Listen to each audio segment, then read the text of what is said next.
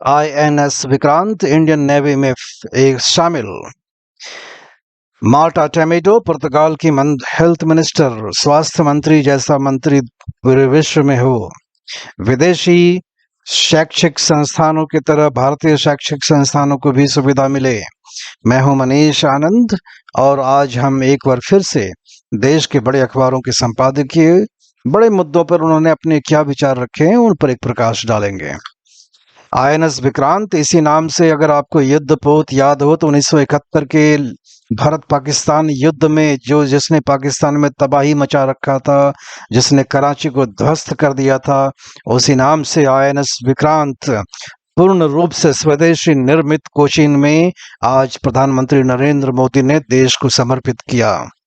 INS Vikrant 1000 feet लंबा और दर्जनों फाइटर जेट्स इसके ऑन बोर्ड हैं और करीबन माने तो 85 मेगावाट पावर ये खुद निर्माण करता है, जिसमें कि 75% इसके बनाने में जितने कंपोनेंट्स लगे हैं वो स्वदेश में देश के अंदर जो छोटी बड़ी कंपनियां हैं उनसे बनाया गया है।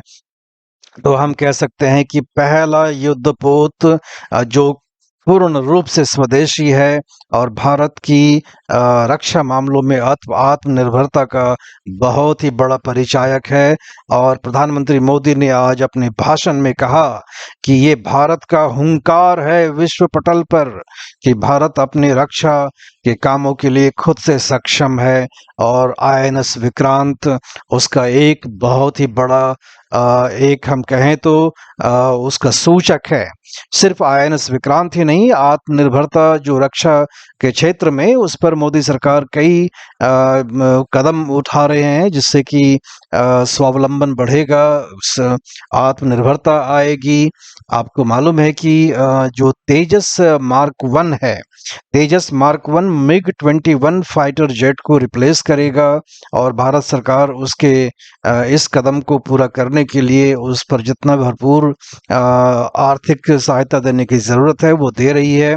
तेजस मार्क 2 जो है वो जो फाइटर जेट्स आप देखते हैं, जगुआर, मिराज 2000 और मिग 29 जो कि काफी दुर्घटनाग्रस्त होता है, जिसे फ्लाइंग कॉफिन भी कहा जाता है, उसे हमारा स्वदेश में बना जो हमारा तेजस मार्क 2 है वो उसे रिप्लेस करेगा। और टाइम्स ऑफ इंडिया ने अपने संपादकीय में इन्हीं विषयों पर प्रकाश डालते हुए कहा है कि जिस तरह से आईएनएस विक्रांत में स्वदेश की कंपनियों ने अपना योगदान दिया है, उससे आने वाले दिनों में 130 बिलियन डॉलर का जो खर्च अगले 5 सालों में हमारे रक्षा के तीनों एयरफोर्स, इंडियन आर्मी और इंडियन नेवी जो करने वाली हैं, वो निश्चित रूप से हमारे मेक इन इंडिया को और भी बूस्ट देगा।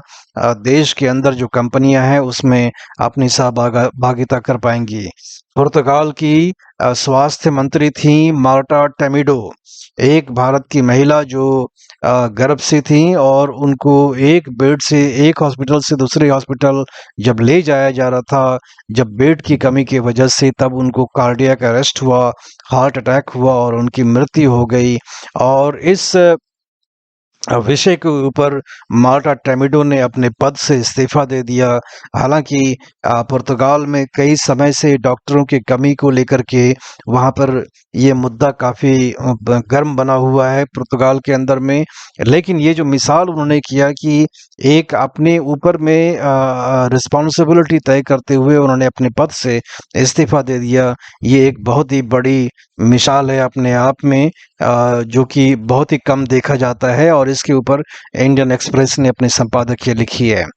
विदेशी जो शिक्षक संस्थान हैं उनके लिए कहीं ना कहीं भारत में रेड कारपेट बिछाया जा रहा है। जो भी हमारे नियम कानून हैं उनसे उनको आज़ादी दी जा रही है, लेकिन जो देश के अपने जो प्राइवेट स्पेस में भी जो यूनिवर्सिटीज हैं उनको सारे कानून के बंधनों में बांध रखा है। तो ये दो तरफा व्यवहार क्यों, इस पर इकोनॉमिक टाइम्स ने सवाल खड़ा किया है कि बाहर के लिए इतने सारे फ्रीडम और देश के जो यूनिवर्सिटीज हैं उनके लिए इतना बंधन, ऐसा क्यों? दोनों को तो लेवल प्लेइंग फील्ड मिलना चाहिए। आज के तारीख में जो हमारी उच्च शिक्षा में एनरोलमेंट है हमारे यहाँ जो स्टूडेंट्स का, वो 27% है और सरकार का लक्ष्य है कि 2030 तक इसे 50% किया जाए।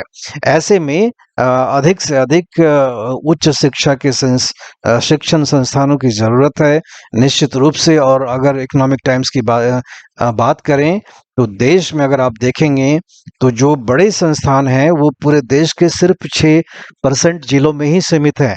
तो ऐसे में शिक्षण संस्थानों का एक डेमोक्रेटाइजेशन, ताकि उनको 4-5 जिलों में उनकी मौजूदगी सुनिश्चित करी जाए, और इंडस्ट्रियल लिंकेज उनको पहुंचाया जाए, ताकि हमारे देश में उच्च शिक्षा का प्रचार और प्रसार बढ़े।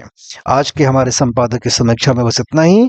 अपना फीडबैक हमें बताएं, लिंक अपने दोस्तों, रिश्तेदारों के साथ शेयर करें और उनको चैनल को सब्सक्राइब करने के लिए प्रेरित भी करें। धन्यवाद।